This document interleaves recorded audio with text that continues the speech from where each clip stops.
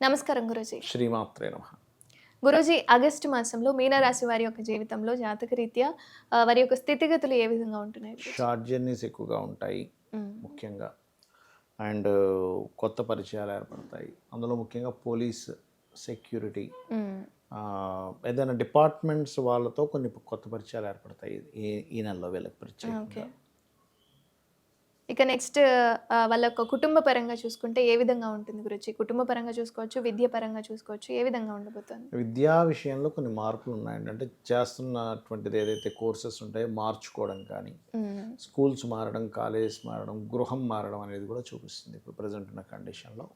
గురూజీ, సాధారణంగా అంటే ఇప్పుడున్న సిట్యుయేషన్‌లో మనకు డబ్బు లేనిది ఏది జరగదు. సో, ఈ డబ్బు విషయంలో ఏ విధంగా ఉండబోతోంది?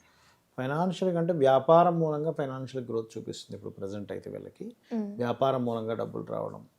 గతంలో చేసిన ఇన్వెస్ట్‌మెంట్స్ కొంచెం లాభసాటిగా ఉండడం వల్ల డబ్బులు రావడము. హ్మ్. ఇటువంటివి లేదా మీడియేటింగ్ చేయడం ద్వారా ధనం రావడం అనేది చూపిస్తుంది బలంగా ఇప్పుడు. అదేవిధంగా ఇక జాబ్ అండ్ బిజినెస్‌కి సంబంధించి వాళ్ళ యొక్క స్థితి ఏ విధంగా ఉంటుంది గురూజీ? బిజినెస్ అంటే బిజినెస్ కానీ, జాబ్ కానీ మార్పయితే ఉంది. హ్మ్. ఎందుకంటే దశమాధిపతి 3లో ఉన్నాడు భాగ్యాధిపతితో కలిసి. ఓకే. ద్వితీయ భాగ్యాధిపతి అయినటువంటి కుజుడు, హ్మ్. లగ్న దశమాధిపతి అయిన గురువుతో కలిసి వృషభ రాశిలో 3వ స్థానంలో ఉన్నారు. ఇలాంటప్పుడు ఖచ్చితంగా మార్పునిస్తుంది. ఎందుకంటే మార్పుని ఇచ్చేటువంటి కండిషన్ అది. హ్మ్. అందుకని 100% కెరియర్ విషయంలో మార్పులనేవి ఖచ్చితంగా జరిగి తీరుతాయి. అంటే గురూజీ, నాకొక సందేహం. అంటే మార్పు అనేది ఒక చోటు నుంచి ఇంకొక చోటికి వెళ్ళడానికి జరుగుతుందా? లేదా హ్మ్. ఒక పొజిషన్ నుంచి ఇంకొక పొజిషన్‌కి చోటు వెళ్ళడానికి నుంచే జరుగుతుందా? మారుతారు, పొజిషన్ కాదు. చోటు నుంచి అంటారా? ఇక్ పొజిషన్స్ కూడా కొన్ని మార్పులొస్తాయి. But second, third and fourth వీక్‌లోకి జరుగుతాయి. ఓకే. హ్మ్. ఇక పెళ్లి విషయానికి వస్తే వీళ్ళ యొక్క పెళ్లి జీవితం ఏ విధంగా ఉంటుంది గురూజీ? వివాహ జీవితము అంటే చిన్న చిన్న మిస్‌అండర్‌స్టాండింగ్స్ ఉంటాయి. సప్తమంలో కేతు ఉన్నందుకు. హ్మ్.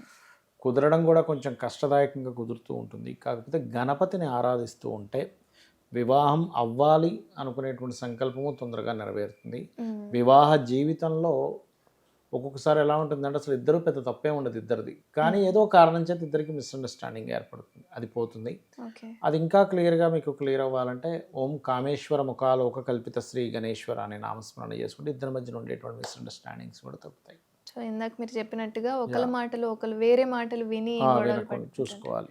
ఓకే. ఇక నెక్స్ట్ ఇన్వెస్ట్‌మెంట్స్‌కి సంబంధించి ఏ విధంగా ఉండబోతుంది గురూజీ? గతంలో చేసిన ఇన్వెస్ట్‌మెంట్స్ ఏవైతే ఉంటాయో ఇప్పుడు లాభసాటిగా మారుతాయి. ఓకే. బై మిస్టేక్ కొన్ని కొన్ని ఇన్వెస్ట్‌మెంట్ చేస్తాం మనం. అర్రే! హ్మ్. ఇక్కడ అనవసరంగా ఇన్వెస్ట్‌మెంట్ చేశాను. ఈ డబ్బులు ఇక్కడ ఇన్ని లక్షలు పెట్టేశాను, కోట్లు పెట్టేశాను.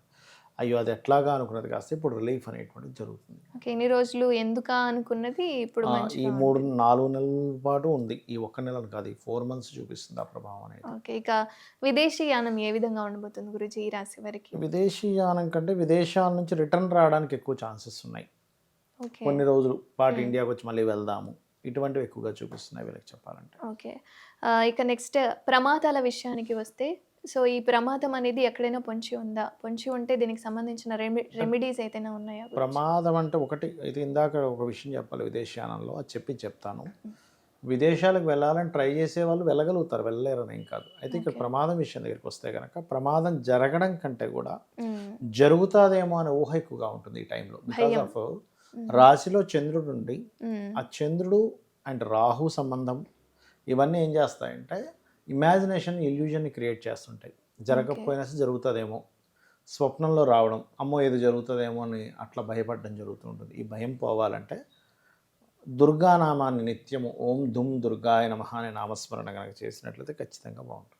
ఓకే. అలాగే ఇప్పటి వరకు వీరి యొక్క జీవితంలో ఏదైనా కష్ట నష్టాలు ఏదైనా ఉన్నా సరే, దీనికి సంబంధించి ఏదైనా రెమెడీస్ పరిష్కారాలు ఏదైనా ఉన్నాయా గురూజీ? రెమెడీస్ అంటే ఏం లేదమ్మా. ఇందాక మనం దుర్గానామంతో పాటు రాజరాజేశ్వరి అమ్మవారి అష్టోత్తరం చేసుకుంటే కూడా సరిపోతుంది. ధన్యవాదాలు గురూజీ. శ్రీమాత్రే నమః.